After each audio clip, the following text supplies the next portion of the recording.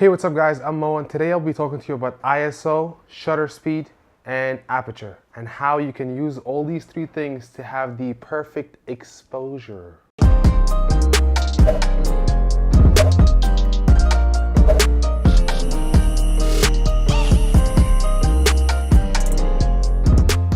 Alright, so really quick before we get started, I'm using the 6D to record as the main camera, and I'm using the 5D to record as the secondary camera. So I'm gonna have to use my Rebel camera to use as an example, which is perfect actually, because most of you who are learning photography or learning about exposure probably have a Rebel body anyways. Also, I'm really sorry about the mess back there. I didn't get a lot of time to clean up after my big trip yesterday, and this is the only time I have to make this video before the baby wakes up, so I gotta wrap it up.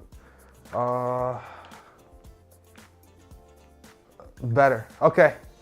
All right, so I'm gonna start with shutter speed. So if you click on the Q on any Canon Rebel camera, is the first number, it's usually a 1 over another number. So like 1 over 200 or 1 over 60.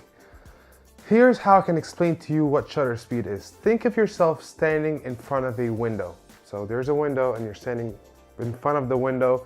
And let's say it's one of those old style windows that open up, and actually the old style windows open left and right, but in this case, let's say it opens up and down, just like so. So in this case, you, the person standing behind the window, you are the sensor of the camera. And the actual window that's opening and closing, that's the actual camera shutter. Every time you press the shutter button, the window opens and closes. Now, what shutter speed is pretty much exactly what it sounds. It's how quickly that window opens and closes. Now, think for a second that you're standing in front of this window and you have the shutter speed set all the way down to 30 seconds, which is the lowest settings that you can possibly get on most cameras. And you press the button. It'll literally take 30 seconds for the shutter speed to close once it opens. So once you click the shutter speed, it'll open, and it'll stay open for 30 seconds before it closes again. Now let's say it's maybe 1 over 1/5 of a second.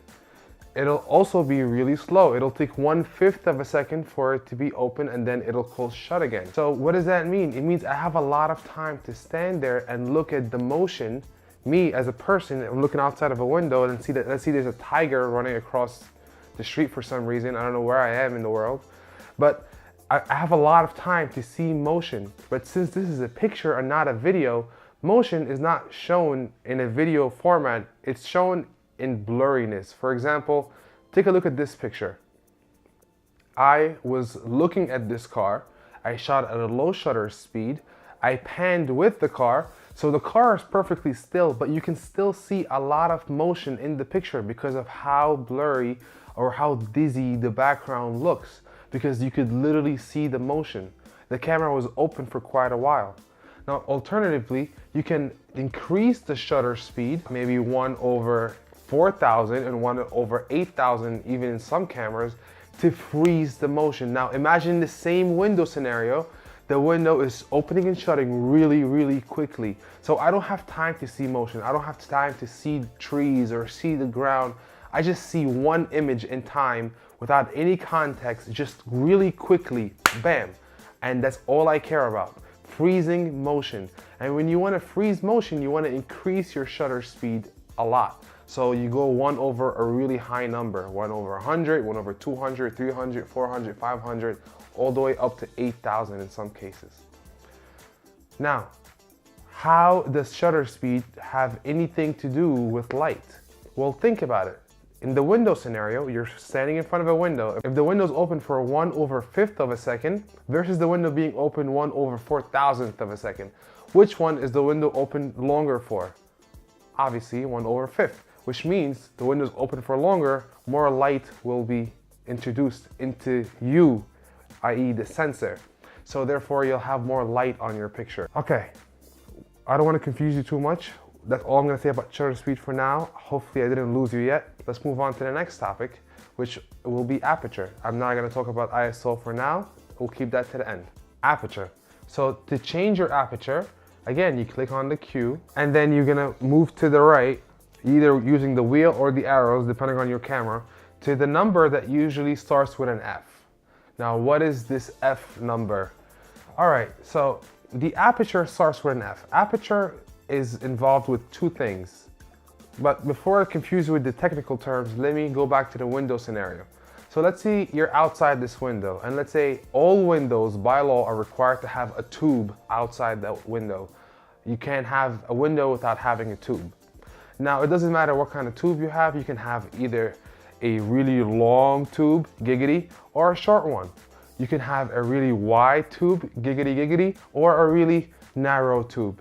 It really doesn't matter what kind of tube you have. But if you think about it, the longer the tube, the less light you let into your window, right? So also the narrower the tube, the less light you let into your window. So what does that mean? Well, the tube is really a lens. And in order to control how much light you let into your camera, you need to worry about two things: the diameter of the lens and the length of the lens, or the length, or the focal length pretty much of the lens, so how long the lens is. But it would be too complicated if we would have to sit here and calculate like how much light is being let in based on those two numbers. So what camera manufacturers or lens manufacturers did, they took these two numbers together and they did some magic wizardry and came up with something called the F number, or the f-stop number. Obviously, 0, which if you divide these two numbers and you get 0, that means you have no lens whatsoever, or you have no tube on your window, and that will be impossible. You need some kind of a lens. So you can go down close to 0. The closer you are to 0, the faster your lens is, and also the more light you let in. So the higher the number, the less light you let in. And that's why you would also see like the lenses that are f1.8 or f2 or f2.8 much more expensive than the lenses are f4, f5, f6. Other than how much light the tube controls, what else does it do? It also controls how blurry your background is. So the lower your aperture is, like f1.2, f1.4, f1.8 or 2.8, the lower that number is, the more light you'll have, and also the blurrier the background you'll have. I don't want to give you the scientific reason or the technical reason why you get blurrier backgrounds with lower f number, because I don't think it's necessary for this video. You're welcome to search it on the internet. It's actually a really cool reason. So that's pretty much it for aperture and shutter speed. Now these two things are the same no matter what camera you're using or what company or what style, whatever it is. It's practically the same. It's all mechanical, right? Now, one thing that is not mechanical, and it really depends on the camera that you have and the quality of the camera that you have, is the ISO. So your camera's base ISO takes the light that you have right now in the picture, if you have available good light, and just prints that onto your processor. Now, let's say you don't have a lot of light. So you have your aperture wide open, so which means that you're letting the maximum amount of light you can possibly let in. So let's say in this example, the lowest that it goes is 4.5, so it's not a very fast lens, but that's the lowest that it can go. And let's say your shutter speed is 100, or let's say 60, because if you go any lower than 60 or 50 or 40 and you take a picture, you're gonna introduce blurriness in your pictures. We'll talk about that in a second. So this is like the lowest you can possibly go. Now you're taking the picture and the picture is still pretty dark. So what you can do is you can increase the ISO. Now what is the ISO? The ISO is your camera's sensitivity to light. Think about the window example. Now, let's say it's not daytime outside. Let's say it is nighttime outside and you're looking out the window. When you're looking out the window or when you go into a room and it's really dark, what happens is you open up your eyes really wide. You try to get as much information, as much light as possible so that you don't hit your toe or get eaten by a ghost or something. That's why we usually open up our eyes really wide when we walk into a dark room. And the camera is pretty much doing the same thing. And the better our vision is, the more we'll see at night. And the better the camera's sensor is, the better low light performance it'll have. So some cameras can go up to 10,000 ISOs, 12,000 ISOs with no problem. You're not gonna see any grain. Some cameras, like maybe the Rebel line, you can go up to 800 ISO, and anything over 800, you'll start to notice grain in your picture. And then you're like, why do I have all this grain? Well, that's because your sensor can't handle it. So what is ISO and what does it do? Really quickly, pretty much what it does is it takes the picture that you have at your base ISO and it pretty much tries to double everything when it comes to light. So if it thinks that this is the light that we have now, it'll divide it in half and it'll extend it. And the picture is extended and it adds the colors. The camera thinks the colors that it was supposed to be there in the first place. That's why you get some noise. I'm really dumbing it down right now because I don't think you really need to know how exactly it works. But just know that the camera is doing the calculations to try to get you the best exposure when you really go in with higher ISO. It's pretty much taking the color and expanding it. So how do these three things work together in order to get the perfect exposure? Just know this, photography is subjective and it's an art and you're the artist taking the picture. So first thing you need to do is don't shoot in auto as long as you're learning photography. If you're learning, take your time, shoot in manual. Also, I want you to know these general rules of thumb. So the lower the aperture, the blurrier the background you'll have and the more light you'll have or you'll let in. And the higher the number, the more of things will be in focus. So let's say I want to take a picture of a product and I want to make sure that everything is in focus, because when I'm really close up and I'm taking a picture of this remote, for example, only this corner is in focus, but everything else is blurry. I don't want that. I want to make sure everything is in focus from front to end. So what do? I bring up the aperture to make sure that everything is in focus because I don't want any blurry backgrounds. So for shutter speed, with more action, meaning you really want to stop freeze motion, then you would increase the shutter speed to 1 over a really large number on the bottom. Or if you want to show blurriness and motion, you can go down. Now, why would you want to show blurriness in a picture? Because honestly, like if somebody's playing basketball, for example, and they're like, you trying to show that action of the person is like taking the ball and they're shooting, you don't want everything to be so frozen because it almost looks fake. But if you have just a little bit of blurriness where his face is perfectly sharp and in focus, but his arm has that little movement, it looks really good. It shows the person viewing the image that there is motion, that there is action in this shot. But again, photography is completely subjective and you're the artist and you get to make those decisions on your own. All right, so finally, how can you use all of these three things together in order to take a really good picture?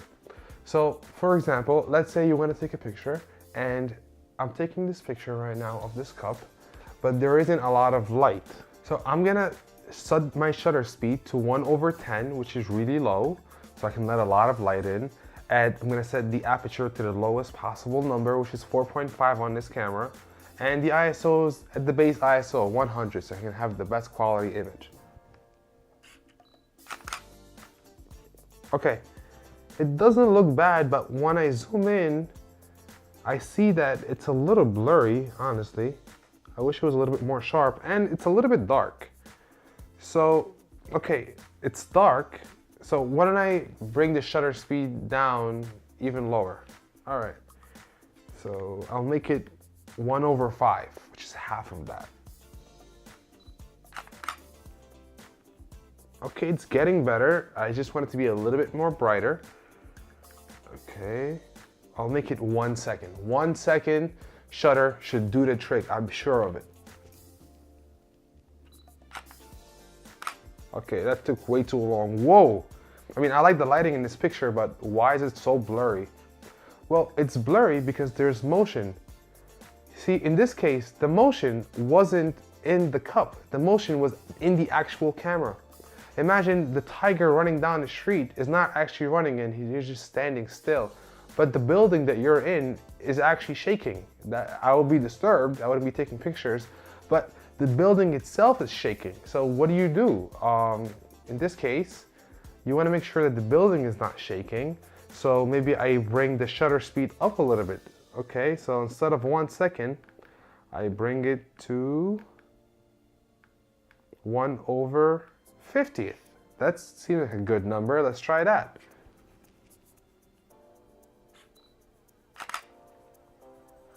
Okay, it's perfectly sharp, but I can't see anything because it's really dark, and I can't change the aperture because it's at its lowest.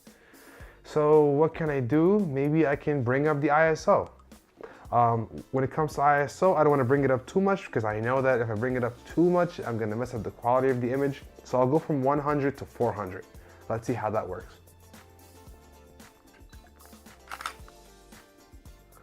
a lot better than the first one, but it's still not high enough. I need to go a little bit higher on the ISO.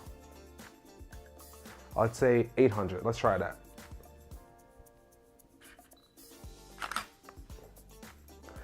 I'd say this picture is pretty good. Yeah, I like it. If anything, if I wanted to go up a little bit higher, I'm sure I can, and I think the camera could handle 1600 ISO. Let's just try and make sure. Yeah, to be honest with you, I like 800 even better than 1600. And that's how you really play around with these three numbers to get the perfect exposure. Now let's say I keep the 1600, but instead of 4.5, I make the aperture 5.6 because I don't want to get the background to be so blurry. And that's how you get that picture. So that's it, guys. I hope I didn't confuse you too much with this explanation. That's really how I was able to understand it. In the beginning, I was really confused. I understood what each of these three numbers meant, but I didn't know how they work together to control light, or what light have to do with how fast the shutter opens and closes. But that is how I got it, and I hope you can get it as well. If you have any questions, feel free to drop them in the comment section down below, and I'm going to try my best to answer them. If you like this video, make sure you check out my other videos. I have all different types of videos. I don't stick to one topic when it comes to technology or short films or animation, all types of stuff. Coding even. Just check out my other videos if you like this one, and maybe hit the subscribe button for more content like this. All right, until next time, peace.